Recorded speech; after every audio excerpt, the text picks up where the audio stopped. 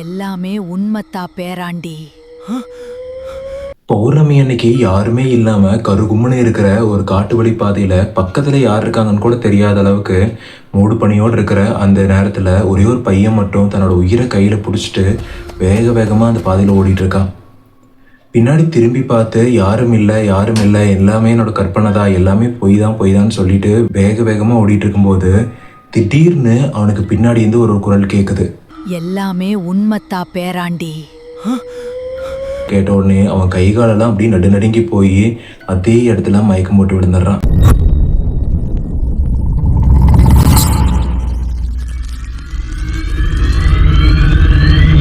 Welcome viewers. யாராவது புதுசாக நம்ம சேனலில் வந்து வீடியோ பார்க்குறீங்க அப்படின்னா மறக்காமல் கீழே இருக்கிற சப்ஸ்கிரைப் பட்டன் அமுத்திட்டு அந்த பெல் ஐக்கானையும் ஆல் அப்படிங்கிறத செலக்ட் பண்ணிக்குவோங்க. அப்போ தான் நம்ம போடுற ஒவ்வொரு வீடியோவும் சரியாக உங்களுக்கு நோட்டிஃபிகேஷனில் வரும். வாங்க வீடியோக்குள்ளே போகலாம். சரியாக அன்னைக்கு 2011 கொடைக்கானல்லேருந்து கிட்டத்தட்ட ஒரு 4 கிலோமீட்டர் தள்ளி இருக்கிற ஒரு சின்ன கிராமத்தில் அருண் அப்படிங்கிற ஒரு பையன் வாழ்ந்துட்டு வராரு. அருண் அந்த சமயம் காலேஜில் செகண்ட் இயர் படிச்சுட்டு இருக்கிறாரு. இந்த ஸ்டோரி போயிட்டு இருக்கிற சமயத்தில் அவருக்கு காலேஜ் லீவ் விடப்பட்டிருந்திருக்குது. அருணோட ஃபேமிலி பற்றி சொல்லப்போனால் அருணோட ஃபேமிலி கொஞ்சம் வெல் செட்டிலான ஃபேமிலி தான். அருணோட அப்பா ஒரு பிஸ்னஸ் மேனாகவே இருந்திருக்கிறாரு அந்த சமயத்திலேயே. அருணோட ஃபேமிலியில் ஒரு 4 பேர் இருக்காங்க. அருணோட அப்பா, அம்மா மற்றும் அருணோட தம்பி. அருணோட தம்பி ஸ்கூல் போயிட்டு இருக்காரு. அந்த டைமில் 10வது படிச்சுட்டு இருக்கிறாரு அந்த பையன். இப்படியே வந்து லைஃப்பும் ரொம்ப ஜாலியாக போயிட்டு இருக்குது. அந்த கிராமம் வந்து கொஞ்சம் பெரிய கிராமமெல்லாம் கிடையாது, ரொம்பவுமே சின்ன கிராமம் தான். ஆட்கள்லாம் வந்து ரொம்பவுமே கம்மியாக தான் இருக்காங்க அந்த கிராமத்தில். ஒருத்தருக்கு ஒருத்தர் ரொம்ப ஃப்ரெண்ட்ஷிப்பாகவும் உதவியாகவும் ரொம்பவுமே சந்தோஷமான ஒரு அழகான ஒரு வாழ்க்கை வாழ்ந்துட்டு இருக்கிறாங்க. அந்த சமயத்தில் அருணுக்கு ஒரு கால் வருது. யாருன்னு சொல்லி அருணும் எடுத்து பார்க்கும்போது தான் அருணோட மாமா கால் பண்ணுறாரு. அருணோட மாமா அப்படின்னா அருணோட அம்மாவோட தம்பி. அவர் கால் பண்ணி எப்படிப்பா இருக்கீங்க, எல்லாரும் நல்லா இருக்கீங்களான்னு சொல்லி கேட்கவும் அருணும் நல்லா இருக்கு மாமா அப்படின்னு சொல்லிட்டு அவரும் நலம் விசாரிக்க ஆரம்பிக்கிறாரு. இப்படி பேசிட்டு இருக்க சமயத்தில் உனக்கு காலேஜ் லீவ் விட்டுட்டாங்களா அப்படின்னு சொல்லி கேட்கவும் ஆமாம் மாமா விட்டுட்டாங்க அப்படின்னு அருண் சொல்ல, லீவ் விட்ட வர வேண்டியதானே, ஏன் வீட்லேயே இருக்க அப்படின்னு சொல்லிட்டு அருணோட மாமாவும் கேட்க அருணுக்கும் கொஞ்சம் தயக்கமாகவே இருக்குது. நாளைக்கு கிளம்பி வா, ஒரு 10 நாள் இருந்துட்டு போவியாமா அப்படின்னு சொல்லவும் சரி மாமா நானும் வரேன் அப்படின்னு ஒரு தயக்கத்தோடையே சொல்கிறாரு. ஏன் அப்படின்னா அருண் வந்து கிட்டத்தட்ட இத்தனை வருஷ காலமாக அந்த ஊருக்குள்ளேயே இருந்துட்டாரு. அந்த ஊருக்குள்ளே இருக்கிறவங்க யாராவது அருணை பார்த்தா பேசாமையே போக மாட்டாங்க. ஒரு நாளைக்கு ஒரு 4-5 டைம் ஒருத்தருக்கு ஒருத்தர் பார்த்தாலுமே அது 4-5 டைமும் ஏதோ ஒரு விஷயத்த பேசாமல் போகவே மாட்டாங்களாமா. ஏன்னா அந்த அளவுக்கு எல்லாருமே ரொம்ப சகஜமாக பழகிட்டு இருக்கிறாங்க. நம்மளே வந்து ஏதோ ஹில் ஸ்டேஷன் போனோம்னாலும் சரியாக கவனிச்சு பாருங்க, எல்லாருமே வந்து இது முன்னாடியே ரொம்ப வருஷம் பழகின மாதிரி தான் மேக்ஸிமம் ஆளுங்க பேசுவாங்க. அதே தான் எங்கேயும் உங்களுக்கு நடந்துட்டு இருக்குது. ஏன் வந்து அருணோட தம்பி கூப்பிட்டு போல அப்படின்னா அவரோட தம்பியோட உடம்புல பிசிக்கலாகவே ஏதோ ப்ராப்ளம் இருக்கிறதுனால ட்ராவலிங் வந்து செட் ஆகாது. அதனால தான் அருணோட தம்பிக்கு முழுசாகவே ட்ராவலிங் அப்படிங்கிற ஒரு விஷயத்தையே தவிர்த்துறாங்க. இதுக்கப்புறமா அருணும் அடுத்த நாள் ஊருக்கு போகிறதுக்கான திங்ஸ் எல்லாத்தையுமே அவரோட பேக்கில் எடுத்து பேக் பண்ணிட்டு இருக்கிறாரு. நல்லா மழையும் பேஞ்சிட்டு இருக்குது. எல்லாம் பேக் பண்ணி முடிச்சுட்டு அருணும் போய் படுத்து தூங்கிடுறாரு. காலையில் ஒரு 8 மணி அளவில் எந்திரிச்சு ஊருக்கு கிளம்புறதுக்கான விஷயங்கள்லாம் செஞ்சுட்டு சாப்பிட்டு கிளம்புறாரு. அப்படி கிளம்பும்போது அவங்களோட வீட்டில் 2 வண்டி இருந்திருக்குது. ஒரு எஸ்யூவி டைப்பு ஒரு காரு, அதுக்கப்புறம் ஒரு ஜீப் இருந்திருக்குது. அருணுக்கு வந்து ரொம்பவே விருப்பமான ஒரு வண்டி அப்படின்னா அவங்க வீட்டில் இருக்கிற அந்த ஜீப் மட்டும்தான். ஏன் அப்படின்னா அருண் வண்டி ஓட்டி பழகுன டைம்ல இருந்தே அந்த ஜீப்பை வச்சு தான் அந்த ஊர் ஃபுல்லாகவே சுற்றிட்டு இருக்கிறாரு. இதுக்கப்புறமா அந்த வண்டியும் அவங்க அப்பாவையுமே ஒரு ஏக்கத்தோட அருண் பார்த்துட்டு இருக்கும்போது, டே ரொம்ப நடிக்காத, ஜீப் எடுத்துகிட்டு போ, நீ ஜீப் எடுத்துகிட்டு போகிறதுக்காக தான் இப்படியெல்லாம் பண்ணுறேன்னு எனக்கும் தெரியும், ஜீப் எடுத்துகிட்டு போ பிரச்சனை இல்லை, ஆனால் தேவையில்லாமல் அங்கேயும் இங்கேயும் சுற்றக்கூடாதுன்னு சொல்லிட்டு அருணோட அப்பா அவர் கையில் ஒரு 5000 ரூபா பணத்தையும் கொடுத்துட்றாரு. டீசலுக்கும் உன்னோட செலவுக்கும் வச்சுக்கோ, பார்த்து செலவு பண்ணுன்னு சொல்லிட்டு பணத்தை அவரோட கையில் கொடுத்துட்றாரு. அருணும் போயிட்டு வரேன்னு சொல்லி ஜீப்பை ஸ்டார்ட் பண்ணி பொறுமையாக அந்த வண்டியை நகர்த்தும் போது திடீர்னு ஒரு கருப்பு பூனை ஒன்று அந்த பேனட் மேலே வந்து விழுந்துருது. விழுந்தோடனே அருணும் கொஞ்சம் திக்குனாகி வண்டியை அதே இடத்துல பிரேக் போட்டு நிப்பாட்டுறாரு. இதை பார்த்த உடனே அருணோட அம்மாவும் அப்பாவும் என்ன ஆச்சுன்னு சொல்லி பதறி போய் முன்னாடி ஓடி வந்து பார்த்தா அந்த கருப்பு பூனை ஒன்று அந்த பேனட் மேலே விழுந்து உட்கார்ந்துட்டு இருக்கிறத பார்த்து இவங்களுக்கும் கொஞ்சம் ஷாக் ஆகுது. என்னடா இது, கிளம்பும்போதே இப்படி ஆகிப்போச்சுன்னு சொல்லிட்டு இவங்க 2 பேரும் பேசிகிட்டு இருக்கும்போது அருணோட அப்பாவுக்கு மூஞ்சியே இல்லை. சரி போய் தண்ணி எடுத்துவான்னு சொல்லி அருணோட அம்மாவை தாட்டி விடுறாங்க. இதுக்கப்புறமா அவங்களும் வந்து அருணுக்கு தண்ணி கொடுக்குறாங்க. அருண் வண்டி விட்டு கீழே இறங்கி தண்ணியை குடிச்சிட்டு இருக்கிறாரு. கைகாலெல்லாம் உதறிட்டு அதுக்கப்புறமா வண்டி எடு அப்படின்னு சொல்கிறாங்க. அருணும் கைகாலெல்லாம் உதறிட்டு இதுக்கப்புறமா வண்டியில் ஏறி உட்காந்து வண்டியை ஸ்டார்ட் பண்ணி போயிட்டு வரேன்னு சொல்லிட்டு வண்டியை மெல்லமாக அந்த ஊர்லேருந்து வெளியே எடுத்துட்டு வராரு.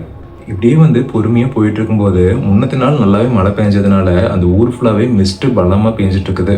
அதாவது பனிமூட்டமாக இருக்குது. அந்த பனிமூட்டத்தோட அந்த பசுமையை பார்க்கும்போது ரொம்பவுமே அழகா இருக்குது. அதனால அருணும் எங்கெல்லாம் வியூ பாயிண்ட் இருக்கோ அங்கெல்லாம் அவரோட ஜீப்பை நிப்பாட்டி அந்த அழகை ரசிச்சுட்டு போயிட்டு இருக்காரு. ஒரு வழியா அவரோட மாமாவோட ஊருக்கிட்டையும் நெருங்கிட்டாரு. அவரோட மாமாவோட ஊரை பத்தி சொல்ல போனா கிட்டத்தட்ட இவங்க ஊர் மாதிரியே தான். மெயின் ரோட்ல இருந்து கிட்டத்தட்ட ஒரு 4 கிலோமீட்டர் தள்ளி இருக்கிற ஒரு சின்ன கிராமத்துல தான் அவரோட மாமாவும் இருக்கிறாரு. அருணோட ஜீப் அந்த மெயின் ரோட்ல இருந்து மெல்ல மெல்லமா கீழே இறங்கி அந்த ஒரு வழி பாதையில போயிட்டு இருக்குது. அப்படி போகும்போது அந்த ஊர்ல மிஸ்டெல்லாம் கொஞ்சம் கம்மியாக தான் இருக்கு. ஏன் அப்படின்னா இவங்களோட மாமாவோட ஊர் கிட்டத்தட்ட மலை அடிவாரத்துக்கு பக்கம் அப்படிங்கிறனால மிஸ்ட் அவ்வளோ கீழே கம்மியாக தான் இருக்குது. அந்த ஊரும் ரொம்பவுமே அழகான ஊர் தான். மேலே மழை பெய்யுதோ இல்லையோ கீழே கண்டிப்பாக மழை பெய்யும். எப்போவுமே பசுமையாகவும் ரொம்பவுமே செழிப்பாகவும் இருக்கிற ஊர் அது. ஒரு வழியாக அவங்களோட மாமாவோட வீட்டுக்கும் போயிடுறாரு. போய் அங்கே இருக்கிறவங்க எல்லாத்துட்டையும் நலம் விசாரிச்சுட்டு ட்ராவல் பண்ணி வந்ததுனால அவரும் போய் தூங்கிடுறாரு. அப்படி அசந்து தூங்கிட்டு இருக்கும்போது சரியா ஒரு 6 மணி அளவில் அருணோட மாமாவும் அவரை வந்து எழுப்புறாரு. என்ன மாமா என்னாச்சுன்னு சொல்லி எந்திரிச்சு உட்காந்து தூக்கு கலக்கத்தில் கேட்டுட்டு இருக்கும்போது புதுசாக ஒரு படம் வந்திருக்குது, வா பார்க்க போகலாம் அப்படின்னு சொல்லிட்டு அருணோட மாமா சொல்கிறாரு. என்ன படம் மாமா அப்படின்னு அருண் கேட்க, வாடா அவனுக்கு ஒரு சஸ்பென்ஸ் இருக்குது அப்படின்னு சொல்லிட்டு அருணோட மாமாவும் அருணை கூப்பிட்டு போகிறாரு. அருணும் ரெடியாகி வெளியே வந்து பார்த்தா அவங்க வீட்டில் இருக்கிற எல்லாருமே கிளம்பிட்டாங்க. அருண் தான் லேட்டு. இதுக்கப்புறமா அருணோட மாமா காரில் அவங்க எல்லாருமே கிளம்பி தியேட்டருக்கு போகிறாங்க. தியேட்டருக்கு போய் பார்த்தா அவங்க இருக்கிற எல்லாத்துக்குமே கொஞ்சம் ஷாக் ஆகுது. ஏன் அப்படின்னா அது ஒரு பேய் படம். அந்த பேய் படத்தோட பேர் காஞ்சனா. அவங்களும் உள்ளே போய் பார்க்குறாங்க. ஸ்டார்டிங்லேருந்து எண்டிங் வரைக்கும் அந்த படம் சும்மா தாறுமாறாக இருக்குது. எல்லாத்துக்கும் ரொம்பவுமே பயத்தை ஏற்படுத்துது. அந்த தியேட்டரில் இவங்க மட்டும் இல்லாமல் அங்கே இருக்கிற எல்லாருமே அந்த சீட்டோட நுனியில் உட்காந்து அந்த படத்தை பார்த்துட்டு இருக்கிறாங்க. ஏன் அப்படின்னா தமிழ் சினிமா வரலாற்றை வந்த மிகவும் பயமுறுத்தும் வகையில் இருந்த படங்களில் முக்கியமான ஒரு படம் இந்த படம் தான். முதல்ல பயமுறுத்துகிற வகையில் இருந்த படமும் காஞ்சனா தான். படமெல்லாம் முடிச்சு வெளியே வராங்க. வெளியே வரும்போது இவங்க எல்லாருமே மந்திரிச்சு விட்ட மாதிரி இருக்காங்க. ஏன் அப்படின்னா அந்த படம் கொடுத்த இம்பேக்ட் அப்படி. அந்த படத்தை பார்க்க வந்த சின்ன குழந்தைங்க எல்லாருமே ரொம்பவுமே கத்தி கதற ஆரம்பிக்கிறாங்க. ஏன் அப்படின்னா அந்த படத்தில் வர அந்த பேய் சீன்லாம் அவ்வளோ பயங்கரமாக இருக்குது. அவங்க வீட்டுக்கும் ஒரு வழியாக வந்துடுறாங்க. வீட்டுக்கு வந்தாலும் அவங்களுக்கு அந்த படத்தோட நினைவுகள் அப்படியே மண்டையில் வந்து போயிட்டு இருக்குது. எல்லாருமே சாப்பிட்டு கை கழுவ போகிறாங்க. அப்படி கை கழுவ போகும்போது கூட வாஷ் பேஷனில் கை கழுவும் போது அந்த காஞ்சனா படத்தில் ஒரு சீன் வரும். அந்த சின்கள்லேருந்து அப்படியே முடி வெளியே வர மாதிரியான ஒரு சீனெல்லாம் வரும். இதை பார்த்த உடனே படத்தில் பார்க்குற நமக்கே கொஞ்சம் பயமாக இருக்கும். இவங்களுக்கும் அந்த மாதிரியான சீன்லாம் கண்ணுக்கு தெரிய ஆரம்பிக்குது. ஒரு வேளை இதுலேருந்து முடி வந்தால் எப்படி இருக்கும் அப்படிங்கிற மாதிரியான விஷயங்கள்லாம் அவங்களோட மைண்டில் ஓட ஆரம்பிக்குது. இதுக்கப்புறமா அவங்களும் சாப்பிட்டு முடிச்சுட்டு போய் படுக்கலாம்னு சொல்லி ட்ரை பண்ணும்போது யாருக்குமே தூக்கம் வர மாட்டேங்குது. எல்லாத்துக்குமே ரொம்ப பயமாக இருக்குது. இதுக்கப்புறமா எல்லாரும் நல்லா படுத்து தூங்கிட்டு இருக்கும்போது அருணும் அப்போதான் கொஞ்சமாக கண் அசர்றாரு. அப்படி கண் அசந்து படுத்து தூங்கிட்டு இருக்கும்போது திடீர்னு அந்த பெட்ஷீட்குள்ளேருந்து ஒரு பேய் வர மாதிரியான சீன்லாம் அவருக்கு மண்டைக்குள்ளே ஓட ஆரம்பிக்குது. அந்த படத்தில் ஸ்டார்டிங் சீன்லேயே அந்த பெட்ஷீட்குள்ளேருந்து ஒரு பேய் வர மாதிரியான ஒரு சீன் காமிப்பாங்க. அந்த சீன் வந்து இவருக்கு ஞாபகம் வந்து அந்த மாதிரி ஏதோ பேய் வந்துருமான்னு சொல்லி இவர் ரொம்பவே பயந்துடுறாரு. இப்படியே அன்றைக்கி நைட்டு ஃபுல்லாக அரைகுறை தூக்கத்தோட காலையில் ஒரு 10 மணி அளவில் தான் அருணும் எந்திரிக்கிறாரு. எல்லாருமே எந்திரிச்சு அவங்க வேலையை பார்த்துட்டு இருக்கிறாங்க. பசங்க 2 பேரும் விளையாண்டுருக்குறாங்க. அந்த பசங்க 2 பேரும் என்ன பேசுகிறாங்க அப்படின்னா, நம்ம நேற்று பார்த்தோம்ல அந்த படத்தில் அந்த ரத்தத்தை வந்து கீழே விட்டால் பேய் நக்குச்சுல, அந்த மாதிரி நம்ம பண்ணணும் அப்படின்னா பேய் வருமாடா அப்படின்னு சொல்லிட்டு 2 பேரும் பேசிகிட்டு இருக்காங்க. அப்படி பேசிகிட்டு இருக்கும்போது அருணும் அந்த மாதிரிலாம் பண்ணக்கூடாது, அதெல்லாம் தப்பு அப்படின்னு சொல்லிட்டு அவங்களுக்கு அறிவுரை சொல்லிட்டு அவரும் போய் டிவி பார்த்துட்டு இருக்காரு. அப்படி டிவி பார்த்துட்டு இருக்கும்போது மறுபடியும் அந்த பசங்க அதே டாப்பிக்கை பேசிகிட்டு இருக்காங்க. நம்ம அந்த மாதிரி வேணால் வீட்டில் பண்ணலாமா அப்படின்னு சொல்லிட்டு அந்த பசங்க பேசிகிட்டு இருக்கும்போது அருணுக்கு இந்த பசங்க சொல்கிற கதையெல்லாம் பிடிச்சதுனால சரி என்னதான் பேசுகிறானுங்கன்னு பார்ப்போன்னு அந்த டிவியோட வால்யூமை கம்மி பண்ணிவிட்டு இவங்க பேசுகிறத கேட்டுட்டு இருக்காரு. அப்படி அந்த பசங்க என்ன பேசுகிறாங்க அப்படின்னா, நம்ம ஸ்கூலுக்கு போயிட்டு வரும்போது ஒரு பாட்டியோட பாலடைஞ்ச ஒரு வீடு இருக்குல்லடா, பாட்டி பேய் ஒன்று அங்கே தான் சுற்றிட்டு இருக்குன்னு நிறைய பேர் சொல்கிறாங்கல்ல, அந்த வீட்டில் போய் நம்ம ட்ரை பண்ணலாமா நாளைக்கு அப்படின்னு அந்த பசங்க பேசிகிட்டு இருக்காங்க. அப்படி பேசிகிட்டு இருக்கும்போது அருண் அதெல்லாம் தப்பு பண்ணக்கூடாது அப்படின்னு சொல்லிட்டு இருக்காரு. இல்லை அந்த வீட்டு உண்மையாலுமே பேய் இருக்குன்னு சொல்கிறாங்க, நாங்கள் ஸ்கூலுக்கு போயிட்டு வரும்போதெல்லாம் அந்த வீட்டுக்குள்ளெல்லாம் போய் பார்ப்போம், ஆனால் எதுவுமே இருக்காது. ஆனால் நிறைய பேர் நைட்டு அந்த பக்கம் போகிறக்கே பயப்படுறாங்க. நைட்டு ஒரு பாட்டியோட பேயெல்லாம் அங்கே வந்து நிற்குமாமா, பேராண்டின்னு சொல்லி எல்லாம் கூப்பிடுமாமா, நாங்களும் இதை ட்ரை பண்ண போகிறோம், ஆனால் நைட்டு போக மாட்டோம், காலையில் போய் ரத்தத்தை விட்டு வந்துடுவோம், பேய் வருதான்னு சொல்லிட்டு போய் பார்ப்போம் அப்படின்னு விளையாட்ட அந்த பசங்க பேசிகிட்டு இருக்காங்க. இப்போ தான் அருணோட மைண்டில் ஒரு தேவையில்லாத ஒரு விஷயம் தோணுது. என்ன அப்படின்னா, நம்ம பேய் படங்கள்லாம் நிறையவே பார்த்துருக்குறோம். அந்த பேய் படங்களில் பேயை வர வைக்கிற நிறைய விஷயங்களை காமிக்கிறாங்க. அதெல்லாம் உண்மையாக இல்லையான்னு எனக்கும் ரொம்பவுமே டவுட்டாக இருக்குது. இந்த விஷயத்தை பண்ணி எனக்கு தெரிஞ்சுக்கலாமா அப்படின்னு சொல்லிட்டு அவருக்கும் ரொம்ப க்யூரியாசிட்டியாகவே இருந்ததுனால இதை கண்டிப்பாக ட்ரை பண்ணலாம் அப்படின்னு சொல்லி முடிவெடுக்கிறாரு. அது மட்டும் இல்லாமல் அப்படியே பேச்சு வாக்கில் அந்த பசங்க கிட்ட அந்த வீடு எங்கே இருக்கு அப்படிங்கிற விஷயத்தையும் அப்படியே போட்டு வாங்கிடுறாரு. அப்படி பேசிட்டு இருக்கிற சமயத்தில் அவங்களோட அத்தையும் அந்த ரூம்குள்ளே வராங்க. வந்த உடனே அருணும் கொஞ்சம் வெளியே போயிட்டு வரேன்னு சொல்லிட்டு அவரோட ஜீப்பை எடுத்துகிட்டு அந்த பசங்க எந்த இடத்துல அந்த வீடு இருக்குன்னு சொன்னாங்களோ அந்த இடத்துக்கு போகிறாரு.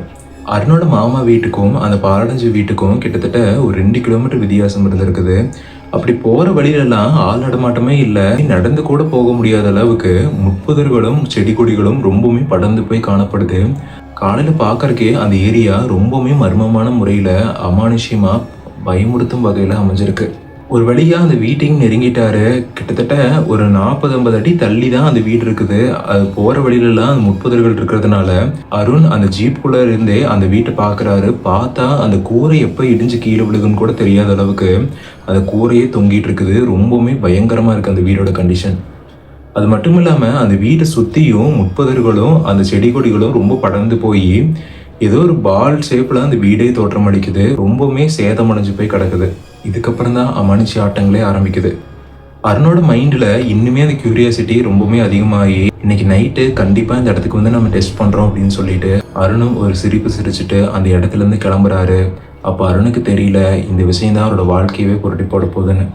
அப்படி என்ன ஆயிருக்குன்னா கிட்டத்தட்ட ஒரு 10-10:30 மணி அளவில் அருணோட மாமா வேலையை முடிச்சு வீட்டுக்குள்ளே வரும்போது அருண் சரியாக அவரோட மாமா கிட்ட போய் என்னோடய ஃப்ரெண்டு உடம்பு முடியாமல் சீரியஸாக இருக்கான்னு கால் வந்தது, நான் போகிறேன் அப்படின்னு அருணோட மாமா கிட்ட சொல்ல அத்தையும் சரியாக அந்த சமயத்தில் வந்துடுறாங்க.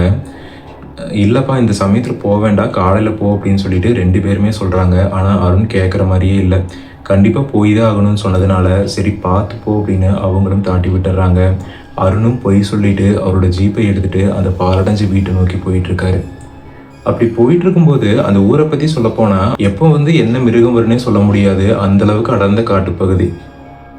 இதுக்கப்புறமா அருணும் பொறுமையாக அந்த வீட்டை நோக்கி போயிட்டு இருக்கும்போது திடீர்னு அருணோட வண்டிக்கு முன்னாடி ஏதோ கிராஸ் ஆகி போகிற மாதிரி தெரியுது. அருணும் பயந்து போய் வண்டியை ஸ்டாப் பண்ணுறாரு. சுற்றி சுற்றி பார்க்குறாரு, எதுவுமே இல்லை. இதுக்கப்புறமா அருணும் பொறுமையாக அவரோட ஜீப்பை நகர்த்த ஆரம்பிக்கிறாரு. ஒரு வழியாக அந்த வீட்டுக்கு முன்னாடியும் வண்டி எடுத்துகிட்டு போய் நிப்பாட்டிடுறாரு. ஃபுல்லாகவே கும்முன்னு இருக்கிற அந்த இருட்டில் எதுவுமே தெரிய மாட்டேங்குது. அது மட்டும் இல்லாமல் பனிமூட்டமும் கொஞ்சம் கொஞ்சமாக ஜாஸ்தியாக ஆரம்பிக்குது. அந்த சமயத்தில் இவருக்கு கொஞ்சம் தைரியத்தை கொடுக்கறது அந்த முழு பௌர்ணமி நிலவு மட்டும்தான். அந்த நிலாவோட வெளிச்சத்தில் தான் அவரும் ஒரு தைரியத்தை வர வச்சுட்டு அவரோட கார்லேருந்து கீழே இறங்குறாரு. அப்படி இறங்கும்போது அவரோட ஜீப்பில் இருக்கிற ஒரு டார்ச் லைட்டையும் கையில் எடுத்துக்கிறாரு. அப்படி கையில் எடுத்துகிட்டு பொறுமையாக சுற்றி சுற்றி அடித்து பார்க்குறாரு. வெளிச்சம் சுத்தமாகவே பத்தலை. அதனால் அருணும் அவரோட ஜீப்பை ஸ்டார்ட் பண்ணி ஹெட்லைட் ஆன் பண்ணி விட்டுட்டு சரியாக அந்த ஹெட்லைட்டோட பொசிஷன் அந்த வீட்டை நோக்கி இருக்கிற மாதிரி செட் பண்ணிவிட்டு அந்த ஜீப்பை லாக் பண்ணிவிட்டு பொறுமையாக அந்த வீட்டை நோக்கி நடந்து போக ஆரம்பிக்கிறாரு. அப்படி போகும்போது சுற்றியும் அந்த முட்புதர்களாக இருக்கிறதுனால பார்த்து பார்த்து நடந்து போயிட்டுருக்காரு. உண்மையை சொல்லப்போனால் அருணுக்கு இப்போ தான் அவரோட ஹார்ட்டில் கொஞ்சம் கொஞ்சமாக பயம் ஏற்பட ஆரம்பிக்குது. இதுக்கப்புறமா அவரும் ஒரு தைரியத்தை வர வச்சுட்டு அந்த வீட்டுக்குள்ளே போய் அவர் கையில் இருக்கிற டார்ச்சை அடித்து சுற்றி சுற்றி பார்த்துட்டு இருக்கிறாரு. அந்த வீடு ஒரு சின்ன ரூம் மாதிரி தான் இருக்குது. அதுவே ரொம்ப பயமுறுத்தும் வகையில் ரொம்பவுமே கொடூரமான நிலைமையில் இருக்குது. இதுக்கப்புறமா அந்த பிளட்டை விடுறதுக்கான விஷயங்கள் எல்லாத்தையுமே பண்ண ஆரம்பிக்கிறாரு. ஃபஸ்ட்டு அந்த படத்தில் காமிச்ச மாதிரி ஒரே ஒரு விளக்கு மட்டும்தான் எரியணும், மற்ற லைட் எல்லாத்தையுமே ஆஃப் பண்ணணும். அப்படிங்கிறதுனால வெளியே அவர் நிப்பாட்டிட்டு வந்த அவரோட ஜீப்போட ஹெட்லைட்டோட வெளிச்சம் இந்த ரூம்குள்ளே வராத மாதிரி அந்த உடஞ்சி போன டோரை ஓரளவுக்கு சாத்திடுறாரு. அந்த வெளிச்சமும் உள்ளே வரல. இதுக்கப்புறமா அவர் பாக்கெட்லேயே ஒரு மெழுகுவத்தியும் எடுத்துகிட்டு வந்திருக்கிறாரு. அந்த மெழுகுவத்தியை கீழே வச்சு பற்ற வைக்கலாம்னு சொல்லி ட்ரை பண்ணும்போது லைட்டர் வச்சு பற்ற வச்சுட்டு இருக்கிறாரு. அப்படி பற்ற வைக்கும்போது இவ்வளோ நேரமாக காற்றி அடிக்காமல் ரொம்பவுமே அமைதியாக இருந்த அந்த இடத்துல திடீர்னு அப்படியே மெல்ல மெல்லமாக காற்றடிக்க ஆரம்பிக்குது. அதனால நெருப்பும் பற்ற மாட்டேங்குது. அவரும் ஒரு 10 நிமிஷமாக போராடி ஒரு வழியாக நெருப்பையும் பற்ற வச்சிடுறாரு. அந்த மெழுகுவத்தியும் நல்லாவே எரியுது. அப்படி எரிஞ்சிட்டு இருக்கிற சமயத்தில் அவர் கையில் வச்சிருக்கிற அந்த டார்ச் லைட்டை வைக்கிறதுக்காக ஒரு இடத்த பார்க்குறாரு. பார்த்துட்டு அந்த இடத்துல அந்த டார்ச் லைட்டை வச்சு டார்ச் லைட்டையும் ஆஃப் பண்ணிடுறாரு. இப்போது கருகும்னு இருக்கிற அந்த இடத்துல அப்படியே கொஞ்சம் கொஞ்சமாக பனிமூட்டமும் அதிகமாகிட்டு இருக்குது. அந்த சமயத்தில் அந்த ஒரு சின்ன மெழுகுவத்தியோட வெளிச்சத்தில் தான் மொத்த ரூமுமே ஓரளவுக்கு வெளிச்சத்தோட பிரகாசிக்க ஆரம்பிக்குது. இதுக்கப்புறமா அவரும் அவரோட பாக்கெட்டில் இருக்கிற ஒரு சின்ன குண்டூசி எடுத்து அவரோட ஒரு விரலை எடுத்து அந்த குண்டூசி மூலயமா அந்த விரலை குத்தி ரத்தத்தையும் அந்த தரையில் விடுறாரு. இவ்வளோ நேரம் அமைதியாக இருந்த அந்த இடத்துல அந்த ரத்தம் விழுகிற சத்தம் மட்டும் இவரோட காதில் தனியாக கேட்குது. அந்த அளவுக்கு அந்த இடம் ரொம்பவுமே அமைதியாக ரொம்பவுமே குவைட்டான பிளேஸாக இருந்திருக்கு. இதுக்கப்புறமா அந்த ரத்தத்தை விட்டுட்டு அவரும் அவரோட கண்ணை மூடி அமைதியாக நின்றுட்டு இருக்கிறாரு. அப்படி நின்றுட்டு இருக்கும்போது எந்த விஷயமே நடக்கலை. சுற்றி சுற்றி பார்த்துட்டு இருக்கிறாரு. எதுவுமே நடக்காதனால மறுபடியும் அவர் கண்ணை திறந்து டார்ச் லைட் எடுத்து சுற்றி சுற்றி அடிச்சிட்டு இருக்கிறாரு. இப்போது பனிமூட்டமும் கொஞ்சம் ஜாஸ்தி ஆயிடுச்சு. நிலா வெளிச்சமும் அதிகமாகிடுச்சு. இதுக்கப்புறமா மறுபடியும் கொஞ்ச நேரம் வெயிட் பண்ணலான்னு சொல்லிட்டு அந்த டார்ச் லைட்டை ஆஃப் பண்ணி மறுபடியும் அவர் கண்ணை மூடி நின்று இருக்கும்போது திடீர்னு அவர்கிட்ட யாரும் நிற்கிற மாதிரியான ஒரு விஷயம் அவருக்கு தோணுது. அவரும் பயந்து போய் கண்ணை திறந்து பார்க்குறாரு. அப்படி பார்க்கும்போது யாருமே இல்லை. பக்கத்துலேருந்து டார்ச் லைட்டை எடுத்து அந்த ரூம் ஃபுல்லாக சுற்றி சுற்றி அடித்து பார்த்துட்டு இருக்கும்போது அந்த ரூம்குள்ளே யாருமே இல்லை. இதுக்கப்புறமா பொறுமையாக டார்ச் லைட்டை கீழே அடித்து பார்க்குறாரு. பார்த்தோன்னே அவருக்கு மிகப்பெரிய ஒரு ஷாக். ஏன் அப்படின்னா கீழே விட்டு அந்த ரத்தத்தை காணும். ரொம்பவுமே பயந்து போய் நின்றுருக்கிற சமயத்தில் ஏதாவது அனிமல் கீதை ஏதாவது வந்துருச்சா, விலங்கு கீதை ஏதாவது வந்துருச்சா அப்படின்னு சொல்லிட்டு அந்த ரூம் ஃபுல்லாக தேடிட்டு இருக்காரு. அந்த இடத்துல யாருமே இல்லை, இவர் மட்டும்தான் இருக்காரு. இதுக்கப்புறமா அவருக்கு ரொம்பவுமே பயமாயிருது. அவரோட ஹார்ட் பீட் இன்னுமே பலமாக துடிக்க ஆரம்பிக்குது. இப்போ அவரோட கைகாலெல்லாம் இன்னுமே நடுக்கம் பிடிக்க ஆரம்பிக்குது. அந்த சமயத்தில் பனிமூட்டம் ஜாஸ்தியானதுனால குளிரும் ரொம்பவுமே அதிகமாகுது. ஒரு தைரியத்தை வர வச்சுட்டு மறுபடியும் ரத்தத்தை விரலாம் அப்படின்னு சொல்லி அவர் முடிவெடுத்து அந்த குண்டூசி எடுத்து மறுபடியும் அந்த விரலில் குத்துறாரு. ரத்தமே வரல. அதனால மறுபடியும் அந்த ஊசி எடுத்து குத்தும்போது நறுக்குன்னு உள்ளே குத்திடுறாரு. ஆழமாக இறங்கினதுனால ரத்தம் பொல பொலன்னு வர ஆரம்பிக்குது. ரத்தம் அதிகமாகவே ப்ளீட் ஆகி அந்த தரை ஃபுல்லாகவே கொட்ட ஆரம்பிக்குது. ரத்தம் நிற்காதனால அவரும் அவரோட கையை நாம்பி பிடிச்சிக்கிறாரு. இதுக்கப்புறமா கண்ணை நல்லா இறுக்கி மூடிட்டு அந்த டார்ச் லைட்டையும் ஆஃப் பண்ணி கையிலேயே வச்சுக்கிறாரு. அப்படி வச்சுட்டு இருக்கும்போது சரியாக ஒரு 10-15 செகண்ட் கழிச்சு திடீர்னு அவர் ஆப்போசிட்ல யாரும் நிற்கிற மாதிரியான ஒரு விஷயம் அவருக்கு தோணுது. அவரும் கண்ணை திறந்து பார்க்குறாரு. யாருமே இல்லை. கையில் இருக்கிற டார்ச்சை டக்குன்னு ஆன் பண்ணி அது மறுபடியும் அந்த ரூம் ஃபுல்லாக சுற்றி சுற்றி அடித்து பார்க்குறாரு. யாருமே இல்லாததுனால அந்த டார்ச் லைட்டை ஆஃப் பண்ணி பக்கத்தில் இருக்கிற ஒரு இடத்துல வச்சுட்டு கீழே அந்த ரத்தத்தை பார்க்கலாம் சொல்லி குனியும் போது திடீர்னு அந்த மெழுகுவத்தியோட வெளிச்சத்தில் ஒரு கருப்பான ஒரு உருவம் அந்த மெழுகுவத்தியை கிராஸ் ஆகி போகுது. அந்த ரத்தம் அந்த இடத்துலையே இல்லை. அதை பார்த்தோன்னே அவரோட கைகளெல்லாம் உதற ஆரம்பிக்குது. நடுக்கம் பிடிக்க ஆரம்பிக்குது.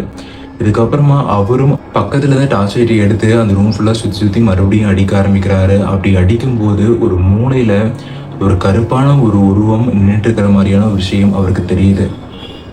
இதுக்கப்புறமா அவரும் பொறுமையா அந்த உருவத்துக்கிட்ட நடந்து போயிட்டு இருக்காரு. நல்லா கருகும்னு இருக்கிற அந்த நேரத்துல அந்த உருவம் என்னன்னே அவருக்கு தெரியல. அதனால அவரோட காரோட வெளிச்சம் உள்ள வரணும் அப்படிங்கிறதுனால அந்த ஹெட்லைட் வெளிச்சம் உள்ள வர்றதுக்காக அந்த டோரையும் திறந்து விடுறாரு. அப்படி திறந்து விடும்போது தான் அவர் பார்க்குற ஒரு விஷயம் அவரோட உடம்பையே உரைய வச்சிருச்சுன்னு தான் சொல்லணும். ஏன் அப்படின்னா கருகருன்னு ஒரு உருவம் தலையிலிருந்து கால் வரைக்கும் முடியோட அந்த பக்கமாக திரும்பி குத்த வச்சு உட்காந்துட்டு இருக்குது. இதை பார்த்தோன்னே அவர் கைகாலெல்லாம் அப்படியே நடுக்க முடிக்க ஆரம்பிக்குது. அவரோட உடம்பு அவரோட கண்ட்ரோல்லையே இல்லாமல் அப்படியே நடுங்க ஆரம்பிக்குது. அந்த உருவத்தையே பார்த்துட்டு இருக்கும்போது திடீர்னு அந்த பாட்டிங்கெல்லாம் பாக்கு உடைக்கிறதுக்காக ஒரு குழவி மாதிரி ஒரு கையில் வச்சுருப்பாங்கல்ல, அது இடித்தோம்னா இப்படி டொக்குன்னு சத்தம் வரும். அந்த மாதிரி ஒரு சத்தம் கேட்குது. ஒரு வயதான ஒரு லேடி இருமற மாதிரியும் சத்தம் கேட்குது.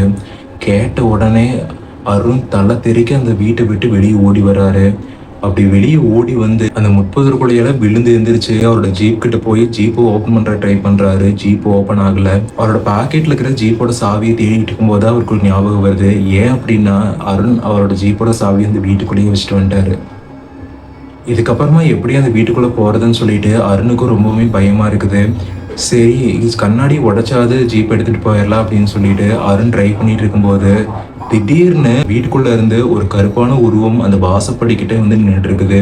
இதை பார்த்தோன்னே அவருக்கு இன்னுமே பயமானதுனால ஜீப்பை அங்கேயே விட்டுட்டு அவர் கையில் இருக்கிற டார்ச் லைட்டோட வெளிச்சத்து மூலயமா யாருமே இல்லாமல் கருகும்முன்னு பனிமூட்டத்தோடு இருக்கிற அந்த காட்டு வழி பாதையில் வேக வேகமாக ஓடிட்டு இருக்காரு. அப்படி ஓடிட்டு இருக்கும்போது அருணோட மாமா வீட்டுக்கு ஒரு வழி பிரியும், மெயின் ரோட்டுக்கு ஒரு வழி பிரியும். அந்த பனிமூட்டத்தில் எப்படி போகணும்னு தெரியாமல் தட்டு தடுமாறி மெயின் ரோட்டில் ஓடிட்டு இருக்காரு. அப்படி ஓடிட்டு இருக்கும்போது அருண் அப்படியே புலம்பிட்டே போயிட்டு இருக்காரு. எல்லாமே பொய் தான், எல்லாமே கற்பனை, நான் பார்த்தது பொய்ன்னு சொல்லிட்டு பயந்து அதை இதையும் பேசிட்டு ஓடிட்டு இருக்கும்போது திடீர்னு அவருக்கு பின்னாடி இருந்து ஒரு குரல் கேட்குது. இல்லை பேராண்டி, எல்லாமே உண்மைதான் அப்படின்னு சொல்லி ஒரு குரல் கேட்ட உடனே அருண் அதே இடத்துல மயக்கம் போட்டு விழுந்துடுறாரு. இதுக்கப்புறமா பனிமூட்டமும் நல்லா படர்ந்துருது. அருண் அங்கே விழுந்து கிடக்கிறது யாருக்குமே தெரியாத வகையில் பனிமூட்டம் அவர் ஃபுல்லாகவே மறைச்சிருது. சரியாக ஒரு 4 மணி அளவில் கொடைக்கானல்லேருந்து லோடு ஏற்றிட்டு ஒரு லாரி ஒன்று அந்த பக்கமாக வந்துட்டு இருக்குது. அப்படி வந்துட்டு இருக்கும்போது அந்த லாரியோட டிரைவர் என்ன நோட் பண்றாரு அப்படின்னா, வழக்கத்துக்கு மாறா அந்த வழியில ரொம்பவுமே பனிமூட்டம் அடர்ந்து காணப்படுது. அதனால அவரும் தட்டு தடுமாறி வண்டி ஓட்டிட்டு இருக்கிறாரு. அப்படி ஓட்டிட்டு இருக்கிற சமயத்துல ஒரு தூரத்துல நடு ரோட்லயே ஒரு கல்லு கிடக்குற மாதிரியான ஒரு விஷயத்த அவர் பாக்குறாரு. இது என்ன நடு ரோட்ல ஒரு கல்லு கிடக்குதே அப்படின்னு சொல்லிட்டு அவரும் அதை ஒத்து பார்த்துட்டே வந்துட்டு இருக்கும்போது திடீர்னு ஒரு நோட் பண்ற விஷயம் என்ன அப்படின்னா, அது கல் இல்ல ஒரு மனுஷன் அப்படிங்கறத நோட் பண்ணிட்டு பிரேக் அப்ளை பண்றாரு. அது இறக்கம் அப்படிங்கறதுனால டக்குன்னு பிரேக்கும் அப்ளை ஆகாம அவரும் தட்டு தடுமாறி வண்டியை லெஃப்ட் ரைட்டுன்னு சொல்லி மூவ் பண்ணி ஒரு வழியா அந்த லாரியும் நிப்பாட்டிடுறாரு. இதுக்கப்புறமா அந்த குளிர்ல ரொம்ப பயத்தோடயே அந்த லாரியை விட்டு கீழே இறங்கி வந்து பார்க்கும்போது தான் ஒரு சின்ன பையன் ஒருத்தன் மயக்கம் போட்டு கீழே விழுந்திருக்கிறத அவர் நோட் பண்ணிட்டு சுத்தியும் அவர் கையிலேயே ஒரு டார்ச் லைட் இருக்குது. அதை எடுத்து சுத்தி முத்தி அடிச்சு பார்த்துட்டு இருக்கிறாரு. அந்த இடத்துல யாருமே இல்லை. சரி எதாவது ஆக்சிடென்ட் ஏது ஆயிடுச்சோ என்னமோ அப்படின்னு சொல்லிட்டு அவரும் சுத்தி சுத்தி பார்த்துட்டு இருக்கிறாரு. அப்படி ஆக்சிடென்ட் ஆகிறதுக்கான விஷயங்கள் எதுவுமே இல்லை. அவரோட உடம்பு தொட்டு பார்க்கும்போது அப்படியே ஐஸ் கட்டியை விட ரொம்ப மோசமா இருக்குது. மூச்சு இருக்கா அப்படின்னு சொல்லிட்டு பார்க்குறாரு. மூச்சு இருக்கு.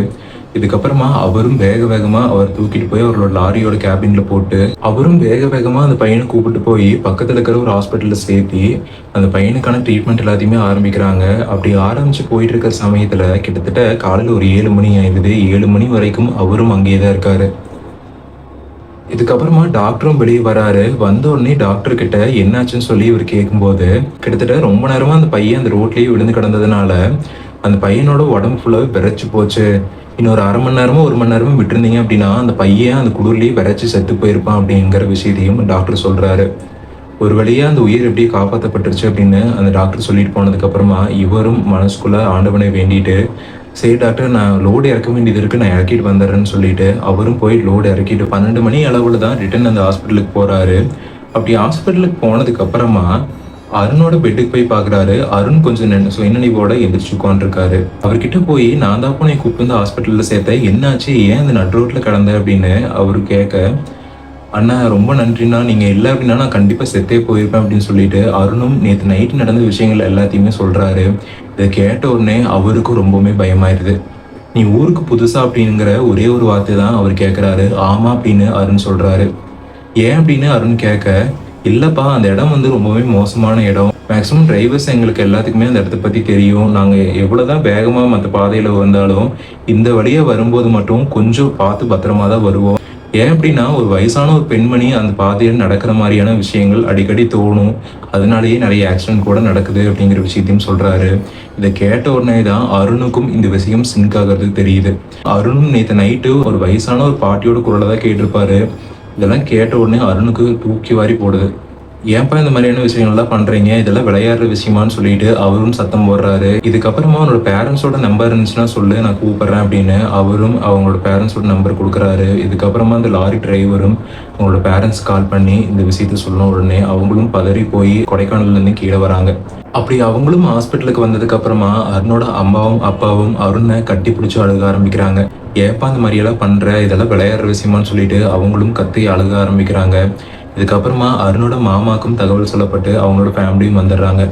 அவரும் வந்து சத்தம் போட ஆரம்பிக்கிறாரு. நேற்று நைட்டு நீ உன்னோட ஃப்ரெண்டுக்கு உடம்பு சரியில்லை போய் பார்த்துட்டு வரேன்னு சொல்லி தானே போனேன், அதுக்கப்புறம் எதுக்காக அந்த வீட்டு பக்கம் போனேன் அப்படின்னு அருணோட மாமா கேட்குறாரு. இல்லை மாமா சும்மா ஏதாவது பண்ணி பார்க்கலாம்னு சொல்லி போனேன் அப்படின்னு சொன்ன உடனே அருணோட மாமாவுக்கு கோவம் வந்து அருணை பலார்னு ஒரு அறை விட்டுறாரு. என்னதான் வந்து அவர் திட்டினாலும் அவரோட கண்ணுல இருந்தும் அப்படியே கண்ணீர் வடிய ஆரம்பிக்குது. அருணும் வந்து அவர் பண்ணது தப்பு அப்படின்னு சொல்லி புரிஞ்சுக்கிறாரு. இதுக்கப்புறமா அருணோட அப்பா சரி வண்டி எங்கன்னு சொல்லி கேட்கவும் வண்டி அந்த வீட்டுக்கு முன்னாடி நிற்கிது அப்படின்னு அருணோட அப்பா கிட்ட அருண் சொல்ல அருணோட அப்பாவுக்கும் கொஞ்சம் பயம் ஏற்பட ஆரம்பிக்குது. இதுக்கப்புறமா அருணோட மாமாவும் அப்பாவும் அருணோட மாமாவோட வண்டியில போய் அந்த ஜீப் எடுத்து வரலான்னு போறாங்க. அப்படி போய் பார்க்கும்போது இன்னுமே அந்த ஜீப் ரன்னிங்ல தான் ஓடிட்டு இருக்குது. அப்படி போகும்போது தான் அருணோட அப்பாவும் நோட் பண்றாரு, அந்த இடம் ரொம்பவுமே விகாரமாகவும் ரொம்ப மோசமான கண்டிஷன்லயும் இருக்குது. ரொம்பவுமே தைரியமான ஆட்கள் யாராவது இருந்தா கூட பார்த்து பயப்படுற அளவுக்கு அந்த இடத்தோட சூழ்நிலை அவ்வளோ பயங்கரமா இருக்குது. இந்த மாதிரியான ஒரு இடத்துக்கு நம்ம பையன் எதுக்கு வந்தா அப்படின்னு சொல்லிட்டு அவரும் ரொம்பவுமே பயத்தோடு இருக்காரு. ஜீப்போட கீ அந்த வீட்டுக்குள்ள இருக்குன்னு அருண் சொன்னதுனால அவரும் அந்த வீட்டுக்குள்ள போறாரு. பின்னாடி அருணோட மாமாவும் போறாரு. அப்படி 2 பேரும் போய் பார்க்கும்போது அருண் நேற்று நைட்டு பண்ண விஷயங்கள் எல்லாத்தையுமே பார்க்குறாங்க. இதுக்கப்புறமா ஜீப்போட சாவியும் எடுத்துட்டு அவங்க திரும்பி அந்த வீட்டை சுற்றி பார்த்துட்டு இருக்காங்க. அப்படி பார்க்கும்போது அருணோட அப்பா நீ முன்னாடியே இந்த இடத்துக்கு வந்திருக்கியான்னு சொல்லி அருணோட மாமா கிட்ட கேட்கவும், இல்லை நான் இது வரைக்கும் ஒரு டைம் கூட இந்த பக்கம் வந்ததே இல்லை, நான் கேள்விப்பட்டிருக்கேன், ஆனா இந்த பக்கம் வந்ததே இல்லை அப்படின்னு சொல்லிட்டு இவங்க 2 பேருமே பேசிட்டு அந்த இடத்த விட்டு வெளியே வந்துடுறாங்க. வெளியே வந்ததுக்கு அப்புறமா இவங்க காதுக்கும் ஒரு வயசான ஒரு பாட்டி இருமற மாதிரியான சத்தமும், அந்த பாக இடிக்கிற அந்த உரலோட சத்தமும் அவங்களோட காதுக்கு கேட்ட உடனே இவங்களுக்கும் ரொம்ப பயம் ஏற்படுது. இதுக்கப்புறமா அவங்களும் ரொம்ப பயத்தோட வேக வேகமா அந்த வீட்டை வந்துட்டு தாண்டி வந்து அந்த வீட்டை திரும்பி பார்க்குறாங்க.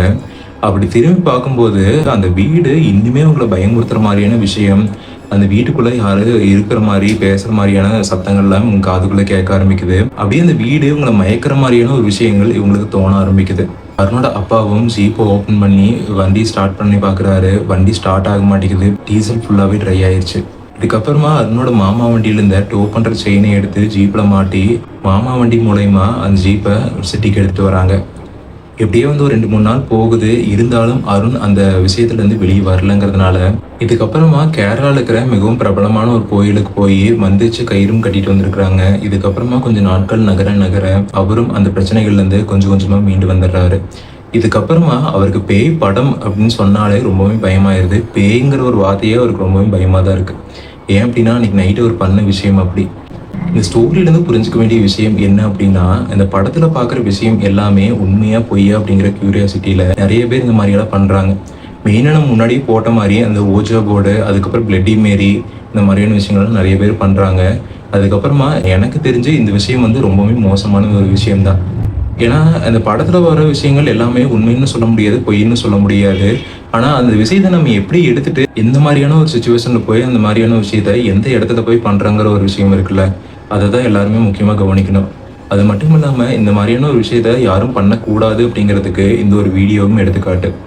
உங்க வாழ்க்கையிலையும் இந்த மாதிரியான ஏதாவது அமானுஷ்யமான சம்பவங்கள் நடந்திருந்துச்சு அப்படின்னா மறக்காம கீழே டிஸ்கிரிப்ஷனில் கொடுத்துருக்கிற இன்ஸ்டாகிராம் இல்லை அப்படின்னா மெசஞ்சர் லிங்கை கிளிக் பண்ணி ஃபாலோ பண்ணி அதில் வாய்ஸ் நோட் இல்லை அப்படின்னா சேட்டிங்கில் கூட பதிவிடலாங்க.